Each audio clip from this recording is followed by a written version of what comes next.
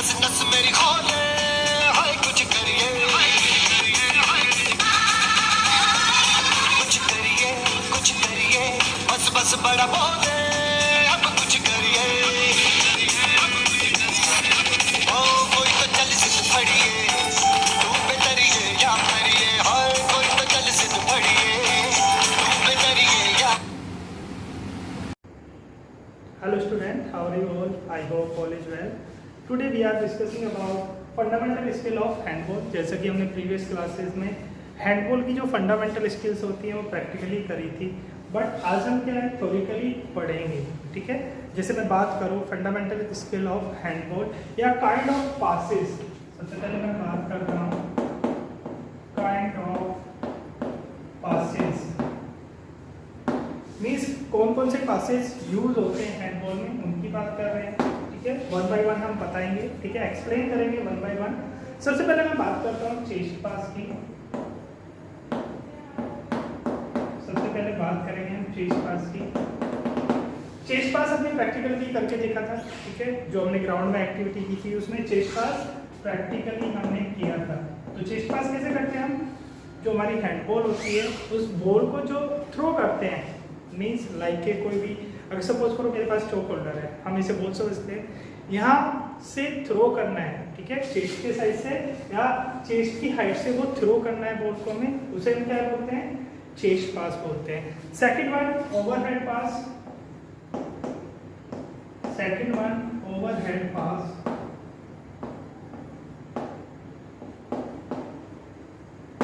ठीक है? ओवरहेड पास क्या होगा? जैसे कि हमने प्रैक्टिकल क्लास में किया था कि बॉल को ओवरहेड मींस जो हमारा हेड है, हेड की हाइट से ऊपर से थ्रो करना है। जैसे आपने क्रिकेट में देखा होगा जो बॉलिंग करते हैं, क्रिकेट में जो फास्ट बॉलर है स्पिनर बॉलिंग करते हैं, वो बॉल को डिलीवर कैसे करते हैं, ठीक है? बॉल को डिलीवर कैसे करते हैं, यहाँ पर हमें बॉल को कैसे थ्रो करना है? ओवरहेड, ठीक है? जो हमारा हेड के ऊपर से आता है। और ये जो बॉल रिसीव होती है, जो भी हमारा टीममेट या टीम प्लेयर होता है, उसको भी रिसीव कहाँ होनी चाहिए? ओवरहेड पे ही रिसीव होनी चाहिए। मीन्स रिसीविंग भी कहाँ होगी? जैसे हमने पासिंग किया, सपोज करो मैंने पासिंग किया और अपने जो टीममेट है उसे पास किया है, तो उसे रिसीव कहाँ होगी? ओवरहेड पे ही रिसीव होगी, ऊपर ही रिसीव होगी। थर्ड वन की बात करते हैं। थर्ड वन पासेस, दोनों पास आपको अच्छे से समझ में आ गए, चेस्ट पास और ओवरहेड पास। थर्ड वन है हमारा बाउंस पास। थर्ड वन है हमारा बाउंस पास। चलिए बाउंस पास क्या है? बाउंस पास सिंपली हमने बताया था आपको प्रैक्टिकल क्लास में। सपोज करो दो प्लेयर हैं यहाँ पर हमारे 1 एंड 2। तो बाउंस पास में जो थ्रो होता है, बाउंस पास में जो हम बॉल को थ्रो करते हैं, बाउंस पास में जो हम बॉल को थ्रो करते हैं, वो जैसे सपोज करो ये हमारा कोई भी ओपोनेंट या सॉरी टीममेट प्लेयर खड़ा है, ठीक है? एक ही टीम के प्लेयर है और मुझे अपनी टीम के प्लेयर को ही पास करना है। तो जो मुझे पास करना पड़ेगा या बॉल जो पिच करानी पड़ेगी या बॉल कितनी डिस्टेंस पे उसे थ्रो कर रहे हैं, वो 1 मीटर पीछे थ्रो करते हैं, जिससे इजीली वो बॉल को रिसीव कर सके, ठीक है? बाउंस पास में क्या है? जिससे वो इजीली बॉल को रिसीव कर सके। यहाँ से ये बॉल थ्रो करेंगे तो ये बॉल यहाँ पर डिलीवर हो रही है या थ्रो जो हो रहा है यहाँ पर लैंडिंग होती है, ठीक है? अब लैंड होने के बाद में सिंपली 1 बाउंस में इनके हाथ में आनी चाहिए, ठीक है? उसके बाद में आता है हमारा रिस्ट पास। फोर्थ वन रिस्ट पास।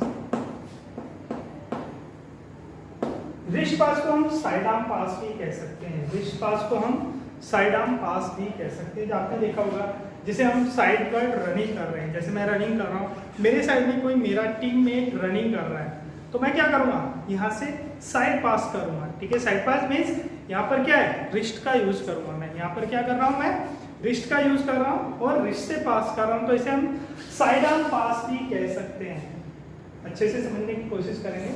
सपोज करो जैसे साइड आर्म थ्रो होता है, इसी तरह ये साइड आर्म पास होता है, रिस्ट पास कहते हैं हम इसे, ठीक है बेटा? नेक्स्ट चलते हैं 5th नंबर। एक और पास यूज होता है हैंडबॉल में, उसे बोलते हैं हम बेसबॉल पास।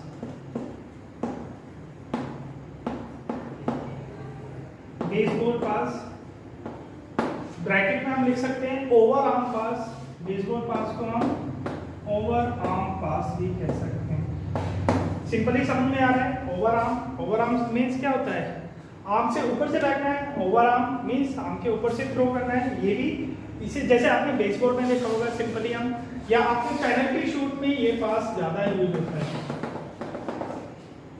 किसमें यूज हो रहा है ये, पेनल्टी शूट जब हम करते हैं हैंडबॉल में, जब हम पेनल्टी शूट करते हैं उसमें ये यूज होता है। ठीक है, इसे हम क्या बोलेंगे, बेसबॉल पास या ओवर आर्म पास। आप सिंपली देखते हैं ये पास होता है, तो ये कौन सा पास है, ओवर आर्म पास या बेसबॉल पास। चलिए आगे हम बात करते हैं अब कोर्ट का मेजरमेंट। हैंडबॉल कोर्ट का मेजरमेंट जो प्रीवियस क्लासेस में किया था वो अधूरा रह गया था, आज हम पूरा करते हैं। ठीक है,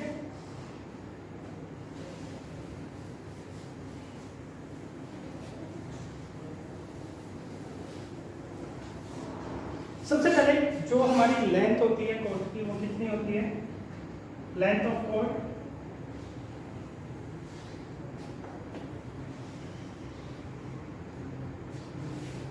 मीटर कितनी होती है, 40 मीटर। अब ब्रेथ की बात करते हैं।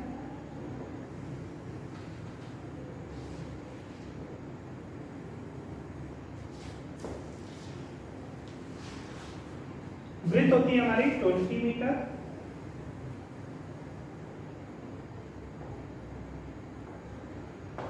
ब्रेथ है हमारी 20 मीटर। ध्यान से देखना है, लेंथ कितनी है 40 मीटर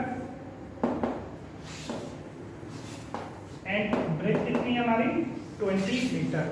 ठीक है बेटा, चलिए अब उसके बाद में हम मेजरमेंट की बात कर रहे हैं कि मेजरमेंट कैसे कैसे होगी। जैसे पेनल्टी शूट है, फ्री थ्रो है, सेंटर कितना होगा, अगर ये दोनों कोर्ट हैं, मैं हाफ कोर्ट की बात करूं तो कितने पे होगा वो, 20 मीटर पे होगा। कितने पे होगा, 20 मीटर पे होगा। चलिए अब हम मेजरमेंट की बात कर रहे हैं। जैसे मैं सबसे पहले गोल पोस्ट का साइज बताता हूं। ये हमारा गोल पोस्ट है। जो गोल पोस्ट की हाइट होती है वो 2 मीटर होती है। हाइट कितनी है, 2 मीटर है। ओके, ब्रेथ की बात करें तो ब्रेथ होती है 3 मीटर। ठीक है, गोल पोस्ट की हाइट कितनी होती है, 2 मीटर और ब्रेथ 3 मीटर। उसके बाद में जो एक गोलकीपर लाइन होती है, सबसे पहले क्या होती है, ये गोल पोस्ट से जो डिस्टेंस होती है 4 मीटर होती है, ये गोलकीपर लाइन होती है। ठीक है बेटा, गोल पोस्ट से 4 मीटर की डिस्टेंस पे एक लाइन होती है, उसे हम क्या बोलते हैं, गोलकीपर लाइन। अभी मैं लिखूंगा, मेंशन करूंगा, पहले मैं ड्रॉ कर लेता हूं।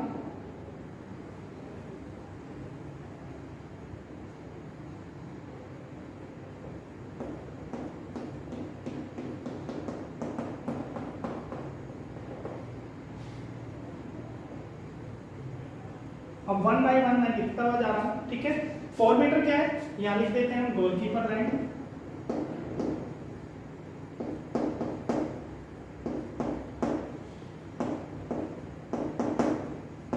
ठीक है, 6 मीटर क्या है हमारा, ये हमारा 6 मीटर है।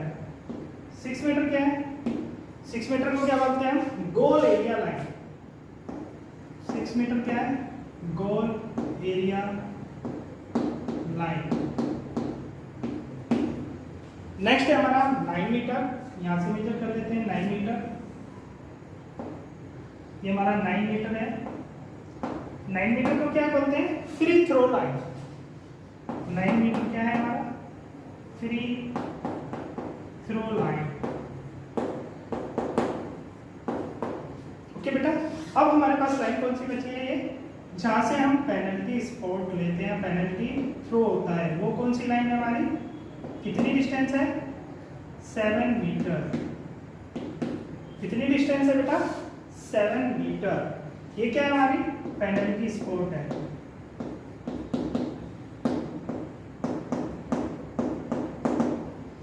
ठीक है, पेनल्टी स्पॉट कितना है, 7 मीटर है। चलिए अब हम बात करते हैं जो हमारे सब्स्टिट्यूट प्लेयर होते हैं। जैसे हमने पहले भी बात की थी, मैं एक बार दोबारा लिख देता हूं जो आपको अच्छे से याद रहे। टोटल नंबर ऑफ प्लेयर्स कितने होते हैं, टोटल नंबर ऑफ प्लेयर्स, अगर मैं इंटरनेशनल लेवल की बात करूं, अगर मैं इंटरनेशनल लेवल की बात करूं तो कितने होते हैं? 14 होते हैं, ठीक है, क्योंकि ये गेम ओलंपिक में भी खेला जाता है। अगर मैं बात करूं, अगर इस गेम की हिस्ट्री की बात करूं तो ये गेम ओलंपिक में भी खेला जाता है। अप्रोक्सीमेटली 140 कंट्री, ठीक है, यूरोप में सबसे पहले भी लगा है। अप्रोक्सीमेटली आज के टाइम में नाउ डेज 140 कंट्रीज इस गेम को खेल रहे हैं, हैंडबॉल को, ठीक है, अगर हम हिस्ट्री की बात करें, ठीक है। 14 प्लेयर होते हैं। यहाँ पर अगर बात करें प्लेइंग मेंबर, यहाँ पर बात कर रहे हैं प्लेइंग मेंबर, प्लेइंग मेंबर कितने होते हैं टोटल? 7 को हम कैसे एक्सप्लेन करेंगे? 6 + 1, 6 ग्राउंड प्लेयर और 1 गोलकीपर, ठीक है। अभी मैं इस साइड में जो ड्रॉ करूंगा, कोर्ट ड्रॉ करूंगा, उसमें आपको पोजीशन दिखाऊंगा, ठीक है। इस साइड में अगर मैं ड्रॉ करता हूं तो आपको पोजीशन दिखाऊंगा, ठीक है। इतना चीज समझ में आ गई। 30 मिनट का टाइम होता है, ये भी पता होगा आपको। 30, 10, 30, 30, 10, 30 का मतलब समझ में आया? 30 मिनट फर्स्ट हाफ,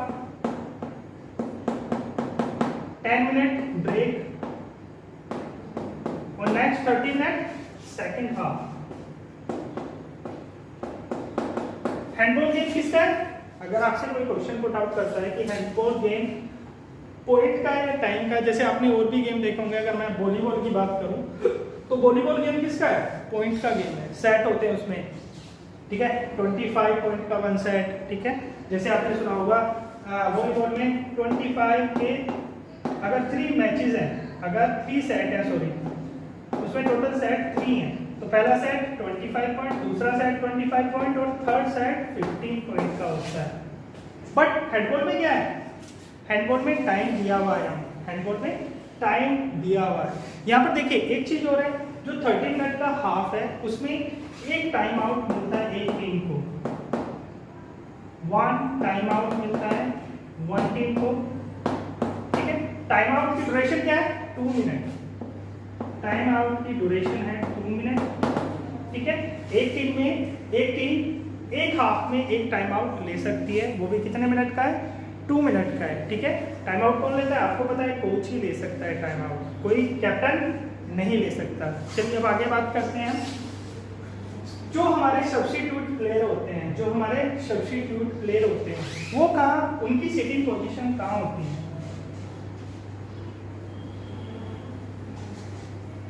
ठीक है। जो हमारे सब्स्टिट्यूट प्लेयर होते हैं उनकी पोजीशन कहाँ होती है, ठीक है। सिंपल, सब्स्टिट्यूट प्लेयर जो, अगर सपोज करो जैसे ये टीम है विद्या बाल भवन, ये हमारी BBVS, तो जो हमारा कोर्ट की लाइन होती है, जो हमारा हैंडबॉल कोर्ट की लाइन है, उससे 1.5 मीटर पीछे ये बॉक्स बने होंगे, ठीक है। ये बॉक्स बना होता है, ठीक है। इसमें टीम के जो एक्स्ट्रा प्लेयर होते हैं, उनके लिए सीटिंग अरेंजमेंट होता है, ठीक है। अभी मैं बताऊंगा जो प्लेयर एक्सचेंज कैसे करते हैं, ठीक है। ये प्लेयर्स का डग आउट बोल दिया हमने, सेकंड हम इधर ले लेते हैं। अगर टीम दूसरी टीम है तो वो यहाँ बैठती है। सपोज करो ये टीम ले ली मैंने बाल भवन, ठीक है। तो टीम के लिए एक सेपरेट जगह बनाई हुई है कि टीम को यहीं बैठना है, जो सब्स्टिट्यूट प्लेयर होते हैं, ठीक है। टीम के जो सब्स्टिट्यूट प्लेयर होते हैं उनको यहीं बैठना है। उसके बाद में इनके जो सेंटर में है, ठीक है, यहाँ से भी सेंटर लाइन से भी कुछ जगह छोड़ते हैं। यहाँ सेंटर में ऑफिशियल टेबल होती है, यहाँ टेबल किसकी होती है? ऑफिशियल टेबल होती है, ठीक है। अगर हमें प्लेयर एक्सचेंज करना है, जैसे कोई भी प्लेयर एक्सचेंज करना है, वो एक्सचेंज करने का प्रोसीजर क्या है? सबसे पहले जो एम्पायर या रेफरीशिप कर रहे हैं उस मैच में, हमें इन्होंने इन्फॉर्म करना होता है। और सबसे पहले जो प्लेयर, अगर सपोज करो मैं किसी का भी नाम है, ये सुमित नाम का कोई प्लेयर, इसको हमें आउट करना है, ठीक है। तो देखिए आउट करने का मेथड क्या है? ये सबसे पहले सेंटर लाइन पे आएगा, यहाँ से आउट होगा, और सपोज करो अमित को इन करना है, तो अमित इस लाइन से इन होगा, यहीं से, ओके। सबसे पहले आउट किसको करेंगे हम, पहले जिस प्लेयर को बाहर निकालना है वो अपना चेस्ट नंबर दिखाएगा, ठीक है, जिसको एंट्री कर रहे हैं उसका भी चेस्ट नंबर देखेंगे और उसे अंदर कर लेंगे। समझ में आ गया? ठीक है, चलिए इधर भी कोड मेजर कर देते हैं आपको कुछ रूल्स रेगुलेशन समझाने के लिए।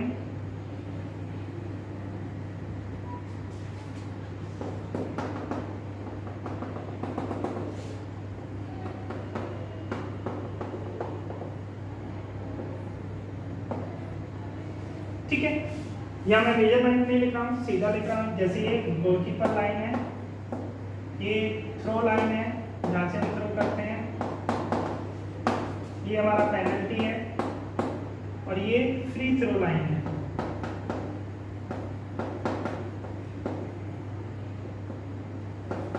ठीक है, अब जो गोलकीपर की पोजीशन होती है, अगर गोलकीपर ये है, सपोज करो गोलकीपर ये, तो गोलकीपर जो डिफेंड कर सकता है वो इस लाइन पर भी आके डिफेंड कर सकता है जो हमारी 4 मीटर दूर है गोलकीपर से। ठीक है, कुछ टर्मिनोलॉजीज की बात कर लेते हैं, जैसे जो टर्म्स यूज होते हैं, जो वर्ड यूज होते हैं, इसमें टर्म्स की बात करते हैं। जैसे हमारा 3 स्टेप शूट, जैसे हमारा जो टर्म्स यूज होते हैं मैं लिख रहा हूँ, टर्म्स भी हमें याद होने चाहिए।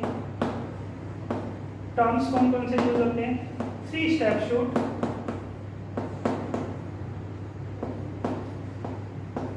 3 सेकेंड। ये जो टर्म्स में टर्मिनोलॉजीज मीन्स क्या होता है, जैसे आपने मैं बात करूँ क्रिकेट की बात करूँ, क्रिकेट में जो टर्म्स यूज होते हैं जैसे 6 रन, 4 रन, LBW आउट, ठीक है, कॉटन बॉल्ड, ये टर्म्स यूज हो रहे हैं, हैट्रिक या सेंचुरी या 50, वो टर्म्स यूज हो रहे हैं। ऐसी हैंडबॉल में भी कुछ टर्म्स यूज हो रहे हैं, हम उनकी बात कर रहे हैं। जैसे हमारा 3 step shoot, 3 second, double dribble. Double dribble क्या होती है? डबल ड्रिबल मीन्स अगर मैंने ड्रिबलिंग स्टॉप कर ली है, जैसे सपोज करो मैं बॉल को ड्रिबल कर रहा हूँ और ये मैंने स्टॉप कर ली, तो स्टॉप करने के बाद में क्या है, मुझे पास करना होता है, दोबारा मैं ड्रिबल नहीं कर सकता। ठीक है बेटा, चलिए ये समझ में आ गए होंगे आपको। इसमें क्या आएगा, वो टर्मिनोलॉजीज में फाउल भी आएंगे, ठीक है, पॉइंट भी आ सकते हैं, और क्या हो सकता है। चलिए आगे बात करते हैं हम जो पेनल्टी स्पॉट होता है। पेनल्टी स्पॉट या पेनल्टी शूट जब कोई प्लेयर लेता है, सपोज करो कोई प्लेयर पेनल्टी शूट ले रहा है, यहाँ से पेनल्टी शूट लेगा, जो ये लाइन होती है इसको क्रॉस नहीं कर सकते। पेनल्टी शूट के टाइम में इस लाइन को कट भी नहीं कर सकते और क्रॉस नहीं कर सकते, और जो आगे वाला पैर होता है वो स्टेबल रहता है, वो नहीं हिल सकता।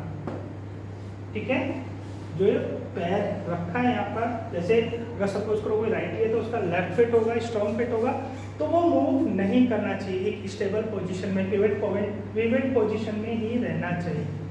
ठीक है, और भी होते हैं बहुत सारी कंडीशन है गेम की, जो फाउल है उनकी बात करेंगे हम। जैसे मैं जंप शूट की बात कर रहा था, जंप शूट में क्या है, ठीक है, जंप शूट में 3 स्टेप के बाद शूट लेते हैं।